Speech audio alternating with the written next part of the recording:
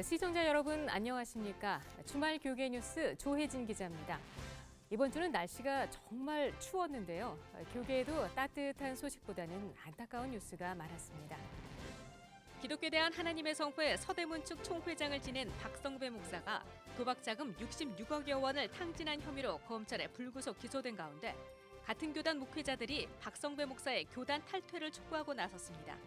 교단에 중대한 해를 끼쳤으므로 총회를 위해서 자진해서 1월 23일까지 교단을 탈퇴해 주시기 바랍니다. 이들은 박성배 목사가 탈퇴하지 않을 경우 다음 달 1일 비상총회를 열어 제명 수순을 밟겠다고 밝혔습니다. 여성도 성추행 의혹 논란을 겪고 있는 홍대 세교회 전병욱 목사에 대한 두 번째 노회 재판이 열렸습니다. 홍대 세교회 교인들은 전 목사를 비호하느라 방송사의 취재를 방해하기도 했습니다. 동료 목회자에게 흉기를 휘두른 황규철 목사가 서울 남부구치소에 구속 수감됐습니다. 황 목사는 살인 미수 등의 혐의로 재판을 받을 계획입니다. 기쁜 소식 선교회 박옥수 씨가 자신에 대한 비리 의혹들을 폭로한 탈퇴자 A씨를 상대로 명예훼손과 모욕죄를 물어 고소했지만 검찰은 공공의 이익에 관한 것으로 위법성이 없다며 불기소 결정을 내렸습니다. 저는 이런 가정 파괴범, 또 사회적으로 볼 때 지탄이 대상이 되는 가짜 목사, 종교 사기꾼 이런 것이 머지않아서 곧 만천하에 그 실체가 드러나리라고 지금 확신을 합니다. 자신을 개신교인이라고 주장한 60대 한 남성이 절과 성당에 들어가 난동을 피운 소식이 전해지면서 네티즌들의 눈살을 찌푸리게 만들었습니다. 타 종교에 대한 존중의 자세를 가져야 한다는 자성의 목소리가 높은 가운데 목사와 평신도들이 나서 이번 사건에 대해 대신 사죄한다는 입장을 밝히기도 했습니다. 이런 가운데 그리스도인 일치기도회가 열려 일치의 중요성이 강조됐습니다. 개신교와 천주교, 정교회가 함께 모여 그리스도인 일치기도회를 열었습니다. 일치기도회 마친 이후에 제주에 있는 우리 가톨릭 또 개신교 여러 교파 간에 서로 만나서 좀 친교하고 그러면서 말씀이 주는 뜻을 따라서 공동으로 오늘 기도도 하고 협력하는 일이 지금부터 아마 시작되어야 생각합니다. 한편 안타까운 소식도 있었습니다. 우리 시대의 참 스승이자 지성인 신영복 성공회대학교 석좌 교수가 하나님의 부르심을 받았습니다. 우리가 살고 있는 이 시대가 점점 더 어둠 속으로 밀려들어가고 절망의 외침들이 온 사회를 압도하며 권력의 거짓과 폭력이 역사를 되돌려 놓고 있는데 선생님은 지금 어디로 가시다는 것입니까? 할인 예식에는 그의 제자들과 시민 등 1000여 명이 참석해 고인의 마지막 가는 길을 아쉬움으로 배웅했습니다.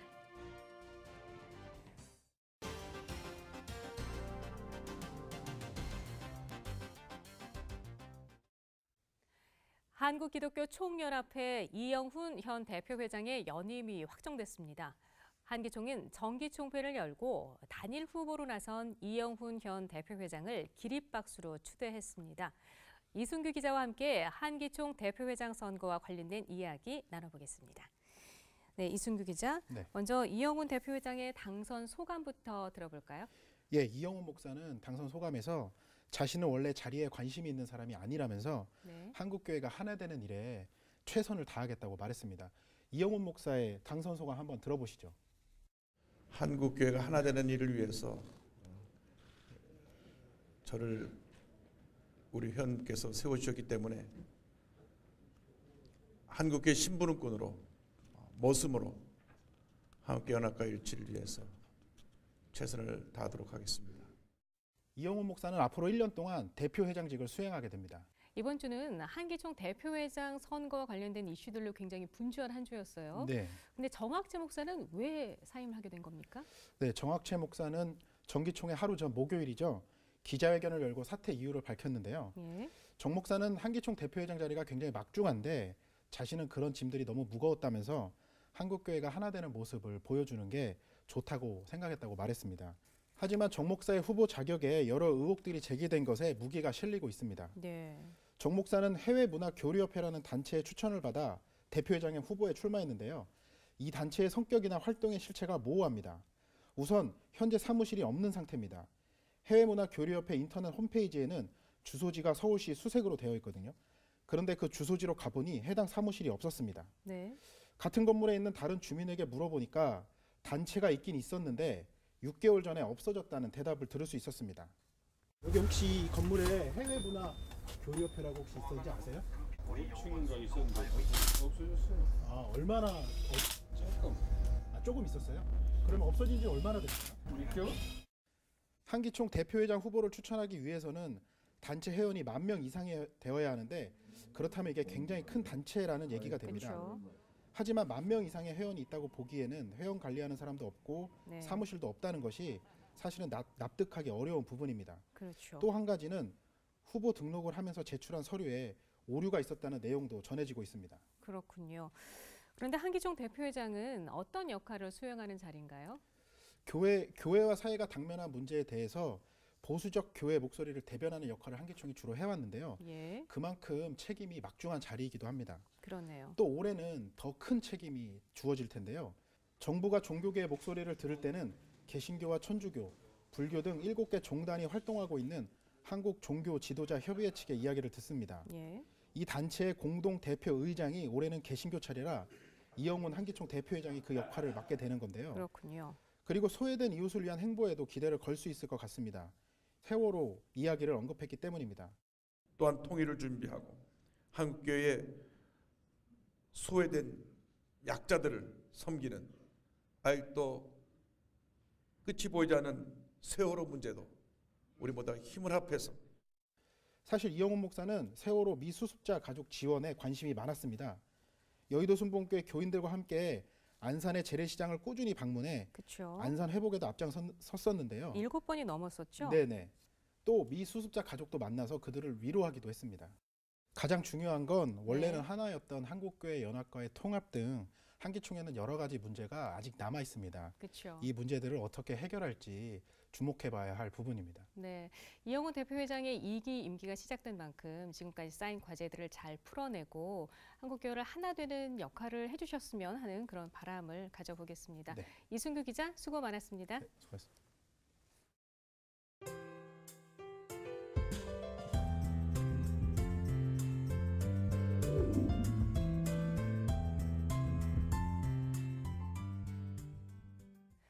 프랑스의 대표적 화가이자 인상주의의 대가 클로드 모네의 작품들을 세계 최초 또 디지털 영상으로 선보이는 전시회가 있어서 주목을 받고 있습니다. 문화현장 이사라 기자입니다. 인상주의의 대가 클로드 모네의 400여 작품을 2D와 3D 영상으로 생생하게 볼 수 있는 세계 최초 모네이 컨버전스 아트전입니다. 빛을 그림의 주제로 삼고 시시각각 변하는 빛의 움직임을 작품에 담아내기 위해 힘썼던 모네.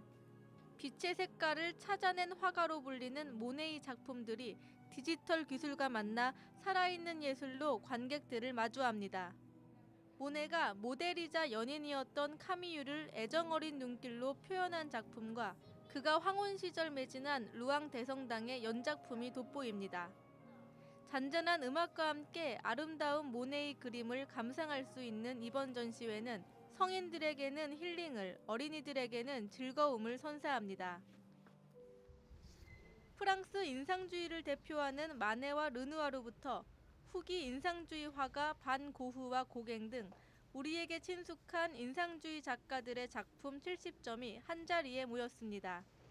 섬세한 붓길 하나하나가 모여 평온한 자연과 일상의 모습을 그려냅니다. 선교사를 꿈꾸던 고흐가 화가로 전향하고 그린 뉘넨의 농가부터 신경증 발작으로 정신병원에 들어가기 전 그린 랑글루아 다리, 이 밖에 성서의 이야기를 소재로 한 리버만의 선한 사마리아인도 돋보입니다. 풍경으로 보는 인상주의전에선 기독교 가치관을 바탕으로 풍경화를 그렸던 인상주의 작가들의 작품들을 만나볼 수 있습니다. CBS 뉴스 이사라입니다.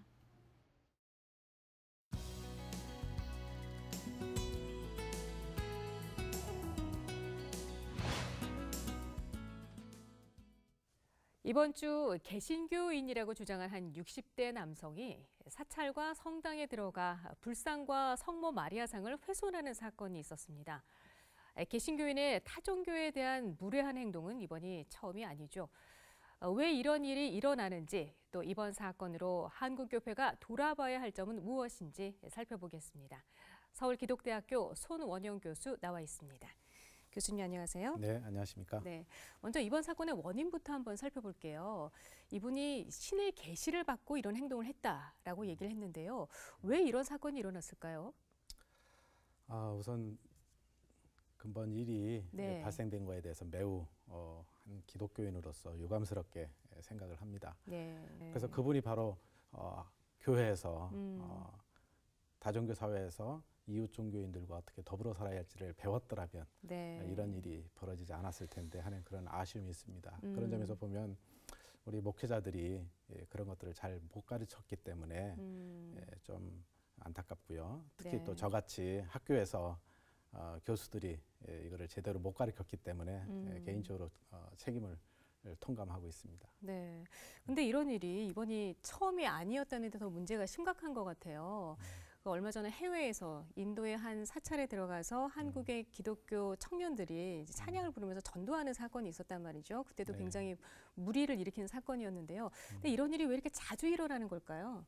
특별히 이제 문제가 되는 거는 교회가 프리모던, 모던, 포스트 모던이라고 하는 상황에서 보면 상당히 많은 교회들이 아직도 소위 이제 전 근대적인 어떤 그 신앙관을 네.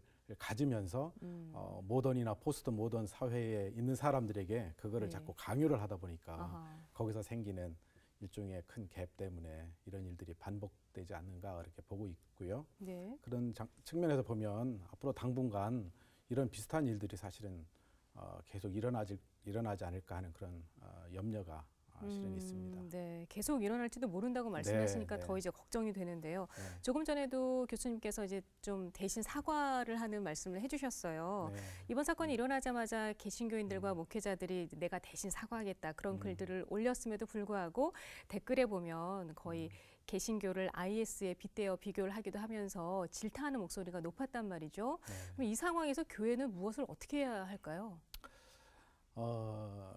사실 이 사건에 대해서 어느 한 개인의 일탈 행위로 예.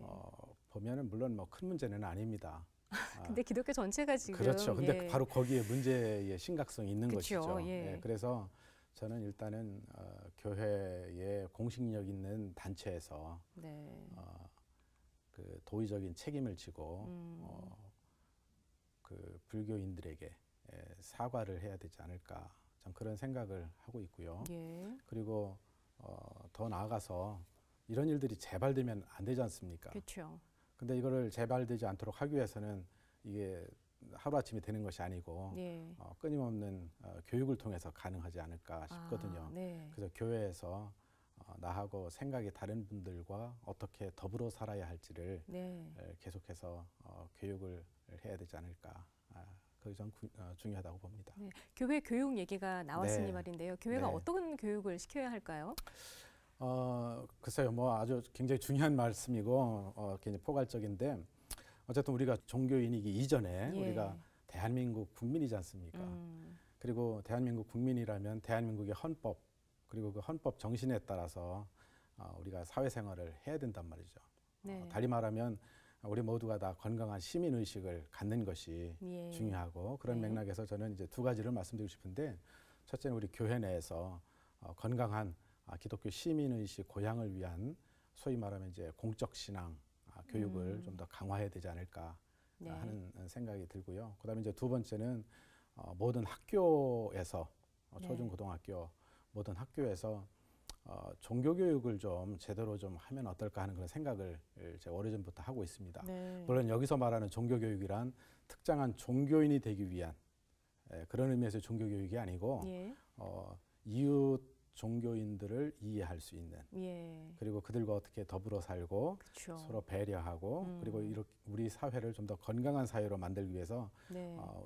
이웃의 많은 다른 종교인들과 어떻게 함께 대화하고 함께 문제를 풀어내야 될지 이런 것들을 함께 할 수 있는 네. 소위 말하면 이제 종교 문화 교육, 예. 혹은 기독교 인성 교육, 혹은 영성 교육 네. 이런 측면에서 우리 학교 교육이 좀 확대됐으면 좋겠다 생각이 드는데요. 아쉬운 거는 네.